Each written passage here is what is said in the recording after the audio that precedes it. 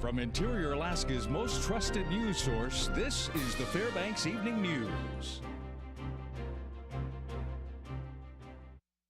Good evening and thanks for joining us. Our top story tonight, the Fairbanks Board of Education Monday night voted unanimously to terminate its contract with Pete Lewis, the former superintendent of the Fairbanks North Star Borough School District. Mr. Lewis waived his right to a pre-termination hearing on June 5th, 2014. Mr. Lewis had one knowledge. Words from School Board President Heidi Haas after the board came out of executive session. The school board began the investigation into Lewis's conduct in early April following the arrest and indictment of Claude Fulks on 7 counts of first-degree sexual abuse of a minor. The alleged abuse took place at Hutchison High School, where Fulks was employed as a tutor.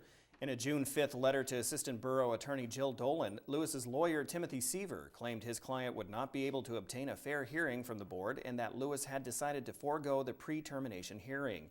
He also gave the board a deadline of 12 p.m. yesterday to reinstate the former superintendent. Seaver claims the school board improperly sought a for-cause termination and that it breached contract with Lewis. The former superintendent will seek arbitration to litigate the alleged breach.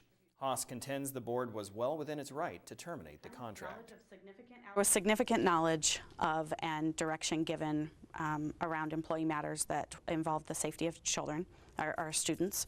We've also been able to substantiate information that was also given in the notice of pre-termination that our intent to terminate that we gave to him on May 12th that also substantiated those other claims. Following the termination of Lewis's contract, the board unanimously voted to enter into contract negotiations with interim superintendent Karen Gabrick. She's been serving in that capacity since April 7th. Gabrick, did not attend Monday night's meeting, but said in a release issued by the school district today that she is honored by the board's decision and appreciates the support. In April, we reported that the University of Alaska Fairbanks Large Animal Research Station was facing allegations from the U.S. Department of Agriculture. The federal agency was accusing the university of violating the Animal Welfare Act in connection with the starvation deaths of 12 musk oxen. A judge made a ruling on a complaint filed by the group called Stop Animal Exploitation Now. That group says it learned today that the USDA has levied a huge fine against UAF. We believe especially that allowing a dozen animals to literally starve to death is just a heinous crime and it deserves a very severe penalty, and apparently the USDA agreed. The University of Alaska has entered into an agreement with the USDA to settle this case, which resulted in a fine of $127,100, which is, to my knowledge, the largest fine that has ever been levied against a research laboratory in the United States. A Circle man is in jail for crashing his vehicle and paralyzing the passenger inside. He pleaded not guilty in court. 25-year-old Nolan Peterson is charged with first-degree assault, DUI, and driving with a suspended license in connection with the May 26th crash. Court documents say Peterson flipped the vehicle on a turn. He and a passenger, Derek Henry, were then airlifted to Fairbanks Memorial Hospital for substantial injuries. Peterson claimed he was the designated driver for the evening, but troopers found him to have a 0.121% breath alcohol content hours after the accident. Trial for his case is set for August. Not guilty pleas today for 2 men accused of using a broken bottle to rob a Fairbanks taxi cab driver. 26-year-old Keith Ferguson and 25-year-old Jacob Kooks both entered denials to the charges of robbery in the first degree, theft, and felony assault. Court documents claim the two attacked cab driver David Yang, holding a broken bottle to his throat while they stole a total of $45. Yang sustained injuries to his chin from the attack. The two were later arrested by authorities. A trial for this case is set for August. Authorities have issued a warrant for the arrest of a Fairbanks man accused of sexually abusing a child. 25-year-old Joseph Priest was charged with 4 counts of first-degree sexual abuse of a minor. Now, Priest was indicted on Friday. Court documents allege he sexually abused a child younger than 13 years old between August 1st and April 23rd. The documents also claim the victim was someone that Priest had authority over. Other details in this case are not available at the moment. All right, Daryl. Well, when we come back, the Alaska Center for Children and Adults will be hosting their annual Family Field Day tomorrow at Denali Elementary School. And a federal official with the Economic Development Administration visited Fairbanks today. Those stories are next. Stay with us. Welcome back. The Alaska Center for Children and Adults will be hosting their annual Family Field Day tomorrow at Denali Elementary School. The free event is meant to raise awareness for individuals with disabilities in the community. Beginning at 4 p.m., there will be multiple field day type games, including the annual tug of war contest. Now, last year, hundreds of interior residents turned out to the event that also includes free music, hot dogs, and activities. Field Day is put on by ACCA. We want to provide a family-friendly event for our community that allows everyone to come out and have fun. We do seek sponsorships, and so that does help provide support for programs that may be underfunded. And so it's just a great event for our community where everybody can come together and at the same time learn about various disabilities or learn about our agency, connect with other families, have a great time on a beautiful June day. A federal official with the Economic Development Administration visited Fairbanks today. The head of the EDA, Jay Williams, started at the Cold Climate Housing Research Center and toured a net zero building. Now, net zero means the design does not use fossil fuels for heat and power. Instead, it uses renewable sources like solar and biomass. EDA funded most of the project, and the 8,000 square foot building was completed last fall. The president of CCHRC says it provides a useful space and demonstrates that renewable energy is effective in the north. The assistant secretary says it was a good national investment. Reducing the cost of heating, which is certainly an economic driver, but also creating job opportunities, creating opportunities to see this type of innovation and progress in the development space be applied to other parts of the country. If it can work here in Alaska and we can show and lead, how much better will it work in milder places? After his visit to the Cold Climate Housing Project, Mr. Williams was also a guest speaker at the weekly Chamber of Commerce luncheon. Mr. Williams said that his goal was to impress upon the business community that the Economic Department Administration, or EDA, did not want to impede economic development through regulations or restrictions. Says, listen, I, not 3 years ago, was, the mayor of Youngstown, Ohio, had been in local office, had been, a local stakeholder. So I understand how important it is to make sure that it is not a top-down strategy. So it's something that, we want to continue to make sure that folks understand, and more than talk about it, is to show and demonstrate that we really have that appreciation. The Relay for Life 24-hour walk to raise money to fight cancer is held all over the country each year. Now, Monty Bowen talks about the fight against cancer in Alaska in this week's Health Report. Money raised by events such as Relay for Life provide a very large part of the funding for cancer research. Government is the leading donor for research, for grants. The American Cancer Society is the next. The number of cancer deaths have dropped by 20% in the past 20 years. Every major innovation that's come in cancer research or cancer treatment or detection has come out of the American Cancer Society's research team. As each year they have new testing, they're doing for DNA testing, they think they've isolated the gene that is whether or not they can detect whether or not you have cancer. It can be terrifying being told you have cancer, but there's a way to get a lot of information about what you will be dealing with through the American Cancer Society.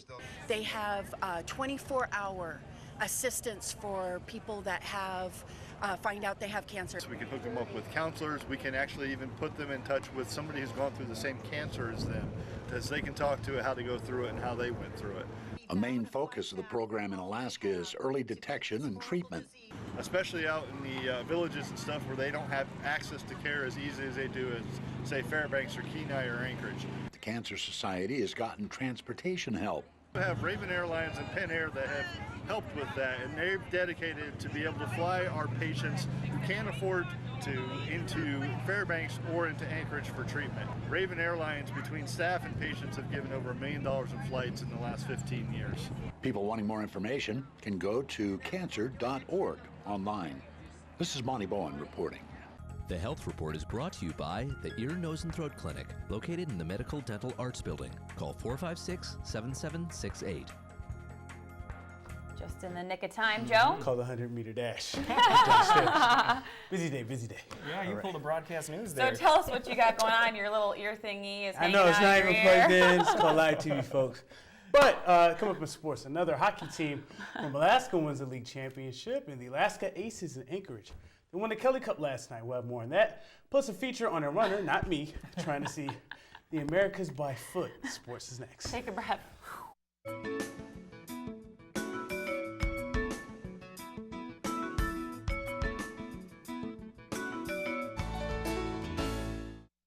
Hello, Interior Alaska. Joe Cook here in the sports seat for you this evening with your Tuesday sports. It turns out that winning hockey championships is contagious in the 49th state. The Fairbanks Ice Dogs won the Robinson Cup this season at the Big Dipper, and now the state team to the south won a cup last night. The Alaska Aces won the ECHL Kelly Cup last night in a 4-0 win over the Cincinnati Cyclones on the road, ending the Kelly Cup finals in 6 games.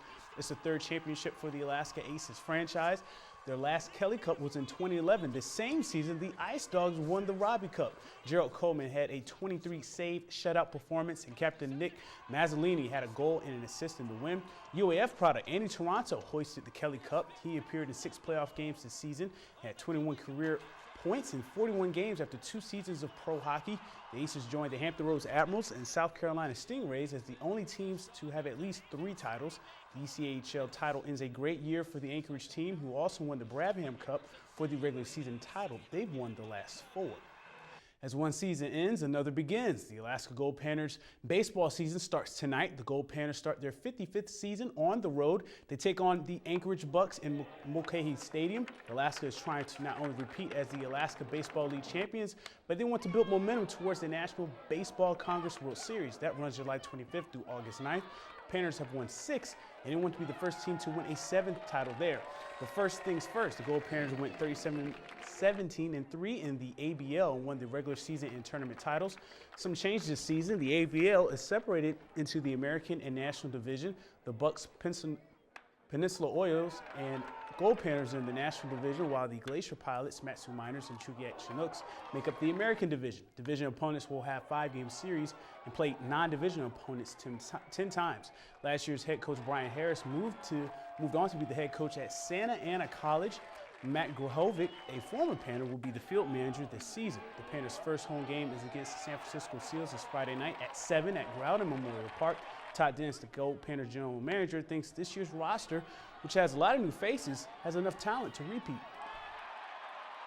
We've got a lot of great players coming in from Division I schools like Cal State Fullerton, Long Beach State, Pepperdine, the University of Southern California. In fact, the Gold Panthers have USC's leading home run hitter coming in this year, so we should see some more power this year. We had a great deal of talent in 2013, but this year we're going to see even more performance coming out of the individual players. We've got a good group coming in from great schools. I think we'll see even better performance this year than we saw last year. Now a story about a man attempting to run from the northernmost road in North America to the southernmost road in South America by foot. His epic journey recently passed through the interior. Here's more. Well, Forrest Gump would be proud of what Steve Petrucci is doing. Petrucci is attempting to run 140,000 miles from the northernmost road, Dead Horse, Alaska, to the most southern road in South America. His journey recently came through the Fairbanks North Pole area. Why is this 57-year-old from Seattle doing this? Why? Because I like to run, and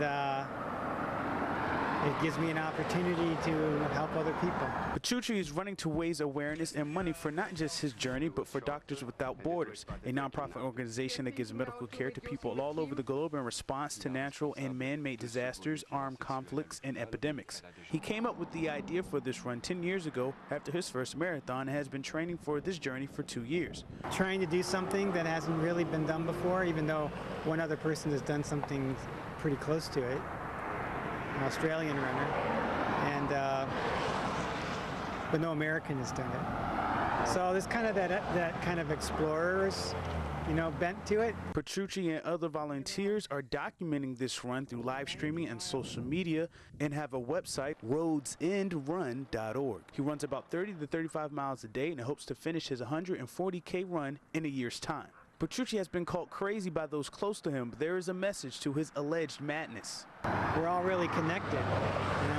If it's nothing more than just a sliver of road that connects the top of the world to the bottom of the world, we're not that far apart. If one person can run it in a year, then we're not really all that different, no matter where we live. And if you want to help Steve Petrucci on the 140,000-mile journey, there are links and more info on the Webster11.com sports page for Roads in Run. And tomorrow in part 2, we'll see the aspects of his day-to-day running schedule and more. But that's it for sports tonight. Mike Schultz is next with your full weather forecast, and we'll catch you next time. Hello, everyone. Welcome back into the Fairbanks Evening News. Time to take a look at the weather. Mike Schultz with you once again. And all in all, not too bad of a day across the interior. More clouds and showers moving into the area later on this afternoon into the early this evening. We're looking at those mainly to be moving off to the west, so don't look for anything really heavy or downpour, that's for sure. And still look like a good weekend coming up. Our photograph night from Tom Schneider, the Upper Chena River. This is a nice place to go grayling fishing, doesn't it? And again, as always, if you have a photograph to share, by all means, send to photos@ktvf11.com. We'll share it with the rest of the audience. Here's your numbers out at the airport right now. 63 after a high of 64. The low last night, 49. Record high almost 90 degrees in 1957, but down to 29 in 1918.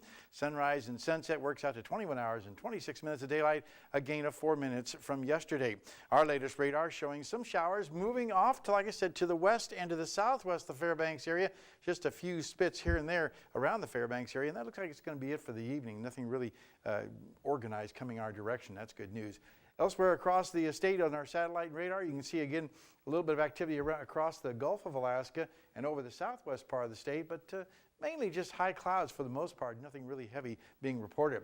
And the rest of the state looks like this. Again, showers around the Anchorage Bowl, also showers at Bethel. Things have quieted down over southeast Alaska. Up in the North Slope, 34 degrees at Barrow. Cloudy skies, even a few spits of snow this morning, and Fort Yukon at 64.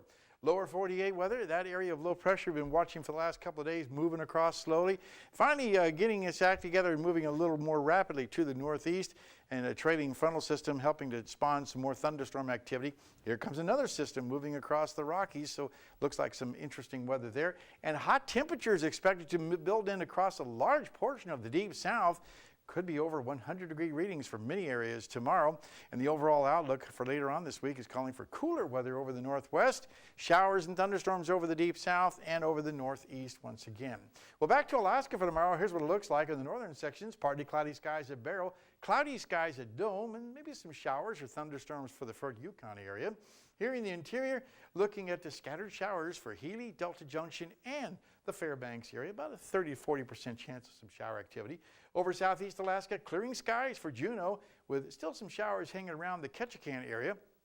Well, out to the southwest, a little mixed bag of weather once again. Scattered showers for Cold Bay and Bethel, but partly sunny skies for the Kodiak region. And over south central regions, it looks like scattered clouds for Anchorage, Homer, and Valdez. Okay, our forecast for the remainder of the night. Again, scattered showers should be dwindling down as we speak. Maybe even a thunder shower still possible. 47 for the overnight low. Tomorrow's forecast, again, calling for scattered rain showers and not as warm, 58 degrees. I still think it's going to be okay for the family field day tomorrow afternoon. And as far as the extended forecast, as you can see here, temperatures continuing to warm into the weekend. Saturday, Sunday, and Monday, all looking at 70-degree temperatures. Still a chance of an afternoon shower by Sunday as we're getting back into that summertime trend where you get afternoon showers during the daytime. And the overnight lows will be right around 50 degrees, so mild temperatures to continue, but still not those 80s we were looking at this time last year. Amazing. Have we even hit 80 this year? No, we're not even close. We were close this weekend. Yeah, 77, yeah, it was close. Oh, okay. Yeah. Okay, but there's still no 80, the magical 80. Not yet. Wow, that's not amazing. on the horizon right now either, unfortunately. That's not good. Yeah. It's not? I mean, yeah, well, 70s is good. Like the 80s. It is. We like Some the 80s sun, better. you know, 80s scares the mosquitoes away. That's right. All right, that'll wrap up this edition of the Fairbanks Evening News. We are glad you could join us. NBC Nightly News is next. You can join us here 6 days a week at 6 and 11 or online anytime at Webster11.com. And that will do it from all of us here at the News Center. Have a good night, everyone. See you back here at 11.